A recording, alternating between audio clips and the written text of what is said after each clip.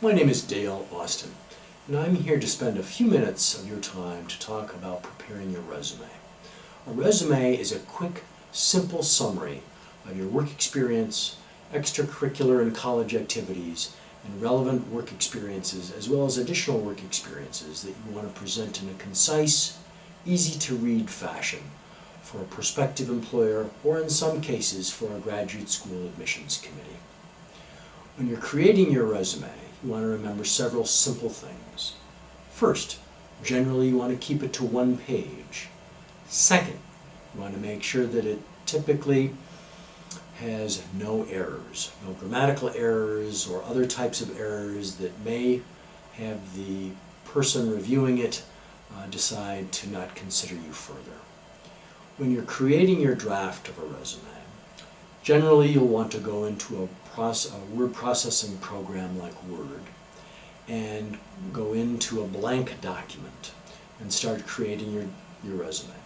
You want to avoid using something called Resume Wizard in Word because it will create structures that will make it difficult for you to make major structural changes.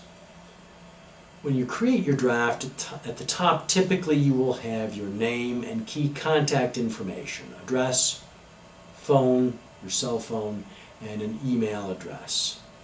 If you ever put your resume online, though, you will not want to include your address information. You'll want to simply have your name and your email. Avoid your address and your cell phone. Next, you're going to have something called an objective, which you articulate and talk about the type of work that you're seeking. For that, you want to be as specific as possible. Next, you're going to have your education or educational background. If you're a junior or senior in college, you do not need to typically include also your high school. That can be omitted. For this, you'll put your degree, BA, BS, BSN.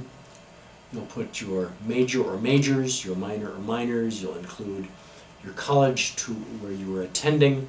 Generally, if your GPA is at or above a 3-point, you will also want to include it. If it's below a 3-point, you can omit it. Next, you will have your experience category. Under your experience category, you're going to have in most recent order first your work experiences, possibly internship experiences, and you'll have basic information, the role, where you did it, the date, and a brief description using action verbs. Finally, you'll have your college activities category, where you'll provide the roles, if you've had any, and the specific student organizations you've been part of. This is important because employers recognize that the typical college student doesn't have significant related professional experience, and so they look at this category to see if you are a leader, you've taken initiative, and you've worked well with your peers.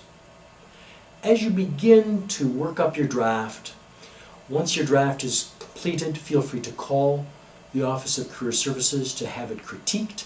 We'd be happy to sit down with you to prepare it so that you can represent yourself in the strongest possible light to the audiences that you want to send your resume to. Best wishes as you prepare your resume.